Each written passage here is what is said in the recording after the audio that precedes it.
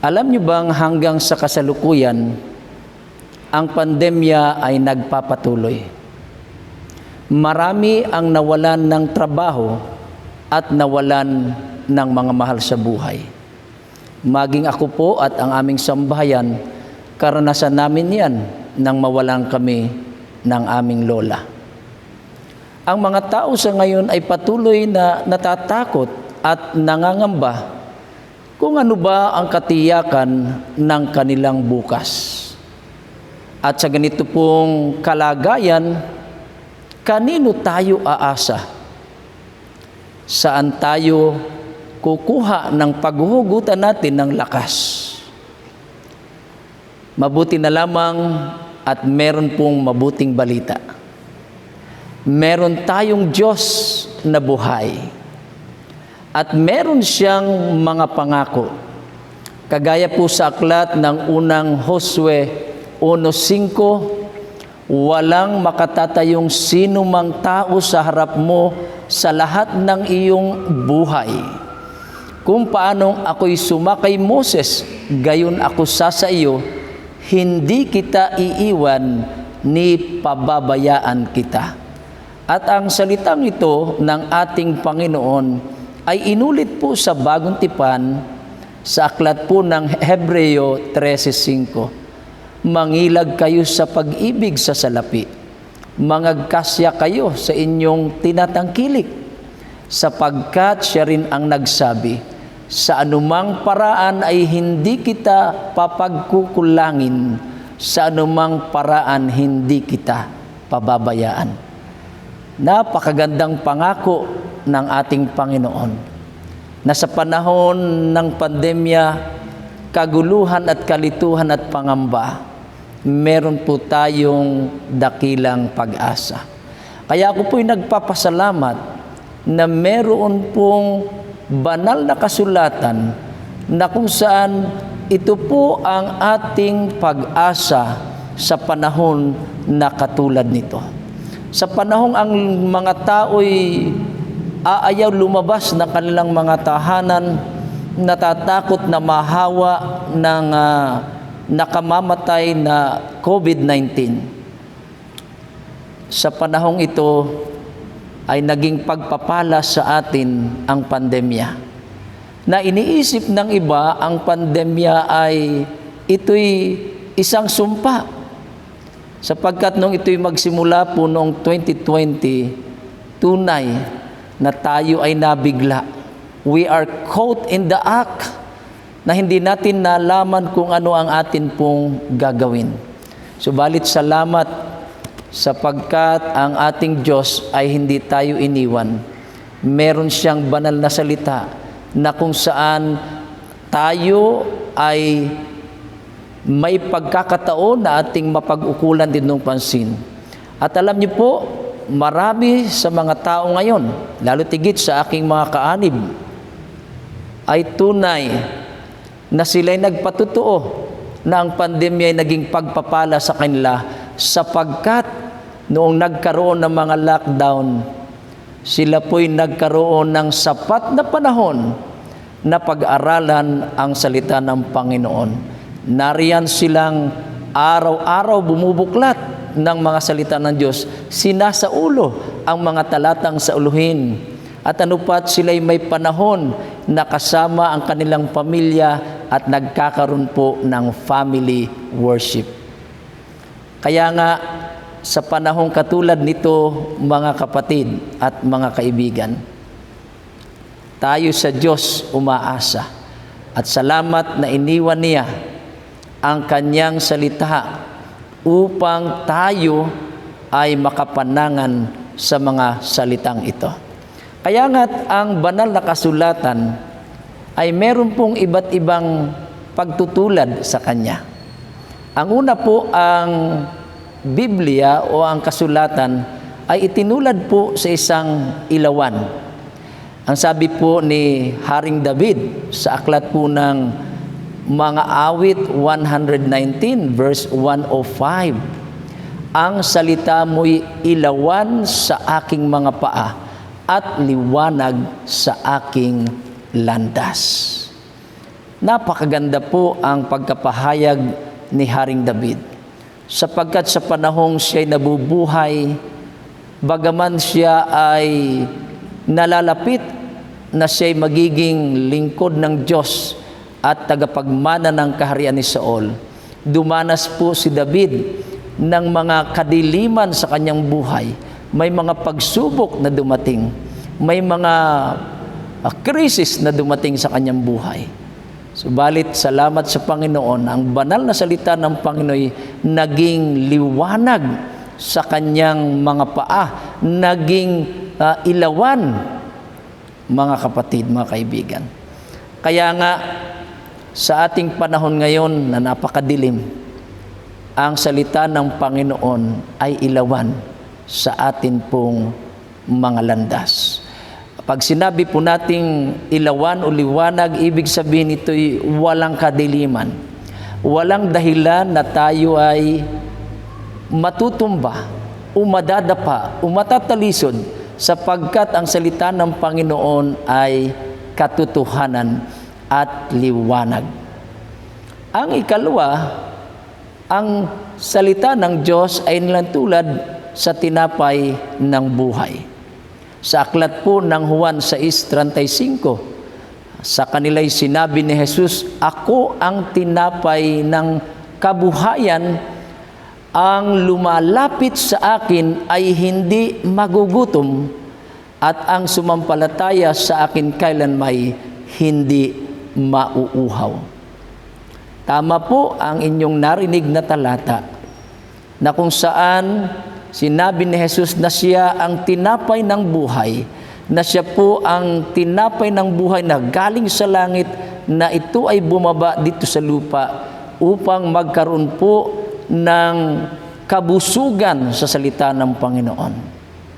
Alam ninyo, dito sa aking distrito, sa Central Quezon 2, na kung saan marami po ang mga kaanib, ang kanilang hanap buhay ay pagtitinapay. Nariyan ang pinagong, nariyan ang everlasting, nariyan ang buko pie, at sari-sari pang mga tinapay. Ang mga tinapay na iyan ay nagbibigay kabusugan sa ating nagugutom na tiyan, sapagkat ya'y kailangan natin bilang mga tao at kailangan natin sa physical na kalagayan. Kaya nga, ang ating Panginoon, noong siya'y naglingkod dito sa lupa, siya'y nangaral, at maraming mga tao ang sumunod sa Kanya. At dumating na ang paglubog ng araw, ang mga tao ay aayaw, magsiuwi. Nagkaroon ng suliranin ng Kanyang mga alagad. At ang sabi, "Panginoon, pauwiin mo na ang mga tao, sapagkat napakalayo ng lugar na ito at wala tayong sapat na pagkain ipapakain sa kanila." Subalit ang Panginoong Hesus ay hindi man lamang nagkaroon ng panghihina o panlupaypay o anumang discouragement. Ang sabi niya, paupuin ng mga tao, at nagkaroon ng solusyon. Sa ang mga alagad ay nakahanap ng isang batang lalaki na meron pong baong 5 tinapay at 2 isda. Kaya nga, ang ating Panginoon, nung ito'y ibigay ng bata, ay Kanya itong pinanalangin at pinagpala. Ano pat ang 5 tinapay at 2 isda ay dumami, at Kanya itong pinakain sa maraming mga tao. Ano pat silang lahat ay nangabusog. At nung mabusog, ay meron pang 12 bakol na labis. Ito'y patunay na ang ating Panginoon ay nagpo-provide ng ating mga pangangailangan. Kung paanong pinoprovide niya ang physical nating pangangailangan, how much more ang atin pong spiritual. Tayo po ay nagugutom sa salita ng Panginoon. At ang Kanyang salita ay pagkain nating spiritual.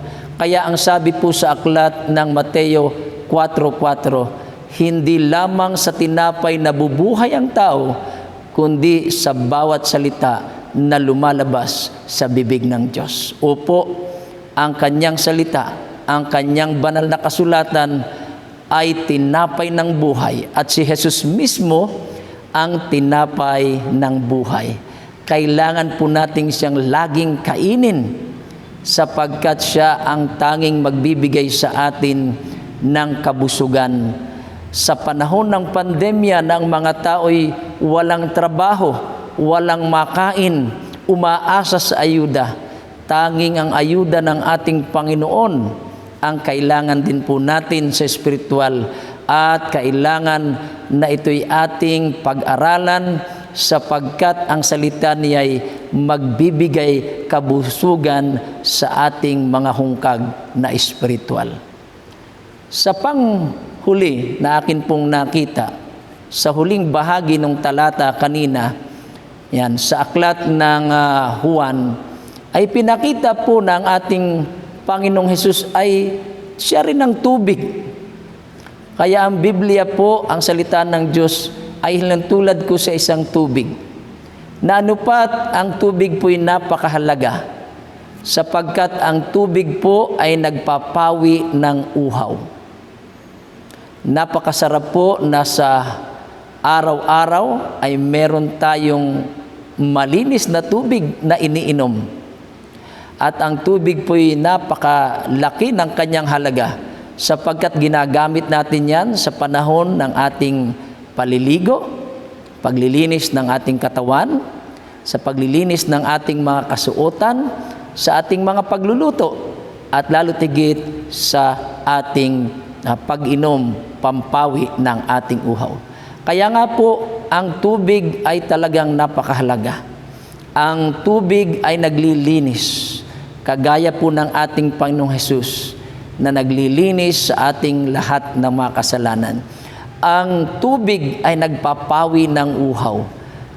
Ang ating Panginoong Hesus na tubig din po, the living water, ay nagpapawi ng lahat ng atin pong uhaw sa ating buhay. Ngayon, ang banal na kasulatan ay hinilintulad po sa aklat ng Hebreyo na ang kanyang kasulatan ay inantulad po sa isang tabak. I hope na pamilyar po kayo sa tinatawag na tabak. Sa aklat po ng Hebreyo 4:12, sapagkat ang salita ng Diyos ay buhay at mabisa at matalas kaysa alinmang tabak na may 2 talim at bumabaon hanggang sa pagkahiwalay ng kaluluwa at espiritu ng mga kasukasuan at ng utak, at madaling kumilala ng mga pag-iisip at mga haka ng puso. Opo, tama po ang inyong narinig. Ang kasulatan ng Diyos ay tulad po sa isang tabak. Sa akin pong bahay ay meron akong tabak. Ang tawag po namin yan ay meron kaming sundang sa salita po ng Cebuano, at dito naman sa Tagalog ay itak. Subalit ang itak o tabak po namin ay iisa lamang ang talim. Ginagamit po namin ito sa minsan paglilinis o paghihiwa ng malalaking isda, o kaya naman sapagkat kami mahilig uminom ng buko, ay ito po'y aming pinagtatagpas ng buko upang kami makainom at makakain ng iyang coconut. Marami po ang pakinabang o marami ang layunin kung bakit po merong tabak. Kung ikaw ay merong halamanan, yan po'y pamputol ng mga damo. At kung ikaw naman ay gustong kumuha ng mga panggatong na kahoy, nagagamit din po ang itak. At ang itak po ay kailangang matalas. Kaya meron nga pong pampatalas niya na bato. Ngayon, dito po sa ating binasa sa Hebreyo 4, ay binabanggit po na ang tabak na ito ay meron pong 2 talim. na anupat ang talim na ito'y napakatalas. Ito po ay sumisimbolo sa salita po ng ating mahal na Panginoon.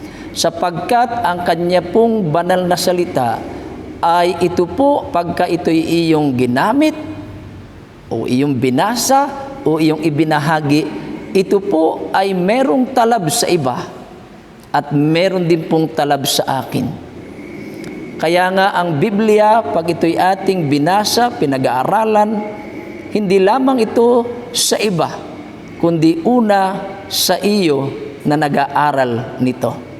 Kaya nga, kailangang malaman natin ang kahalagahan po ng Biblia, kung bakit ito isinulat ng mga propeta, inudyukan sila ng banal na espiritu, at of course, ang author po nito ay ang ating dakilang Diyos. Sa aklat po ng ikalawang Timoteo 3:15, ang sabi po ni Apostol Pablo, at mula sa pagkasanggol ng iyong nalalaman na ang mga banal na kasulatan na makapagpadunong sa iyo sa ikaliligtas sa pamagitan ng panampalataya kay Hesukristo. At ang lahat ng mga kasulatan na kinasihan ng Diyos ay mapapakinabangan din naman saan po? Sa pagtuturo, sa pagsansala, sa pagsaway, sa ikatututo na nasa katwiran. Napakaganda po ng layunin ng Diyos kung bakit ang Biblia ay kanyang ibinigay sa tao. Nariyan ito pala'y magagamit sa pagtuturo, sa pagsansala, sa pagsaway, sa ikatututo na nasa katwiran. At sa talatang 17, upang ang tao ng Diyos ay maging sakdal, tinuruang lubos sa lahat ng mga gawang mabuti. Subalit ang pinakadakila po na layunin kung bakit merong banal na kasulatan ay upang makilala mo ang ating Panginoong Hesus. Sapagkat ang pinakang tema at sentro po ng banal na kasulatan ay walang iba, si Jesus. Si Jesus na anak ng Diyos, na kanyang voluntaryong ipinagkaloob ang kanyang buhay. Ibinigay niya ang kanyang buhay at hindi pinangangnan ang kanyang pagka-Diyos. Siya'y bumaba dito sa lupa at nag-anyong tao upang makasama niya ang tao at nagministeryo dito sa lupa hanggang sa siya po ay ipako doon sa krus, namatay at pagkatapos nabuhay na mag-uli. Kaibigan, ang ating Diyos ay Diyos na mapagmahal. Ang ating Diyos ay Diyos na palaging kumakalinga sa mga tao at hindi niya pinababayaan ang kanyang mga anak.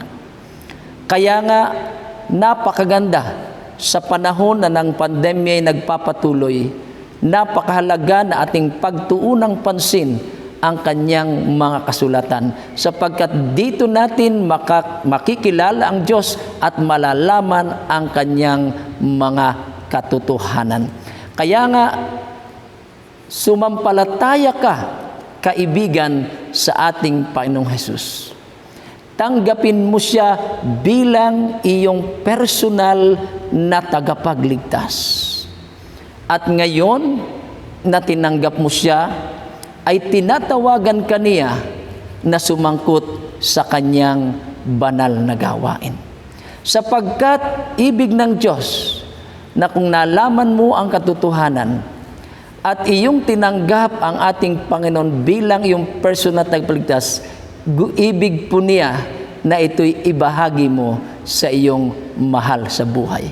Kaya nga po sa aklat ng Gawa 1:8, ang sabi po, datapwat tatanggapin ninyo ang kapangyarihan pagdating sa inyo ng Espiritu Santo at kayo'y magiging mga saksi ko sa Jerusalem at sa buong Judea at Samaria at hanggang sa kauli-ulihang hangganan ng lupa. Kapatid at kaibigan, ang ating Panginoon ay nananawagan sa bawat isa sa atin na atin pong patuloy na pag-aralan ang kanyang banal na salita. Tanggapin siya bilang personal na tagapagligtas at tayo'y magpagamit sa kanyang banal na gawain. Amen.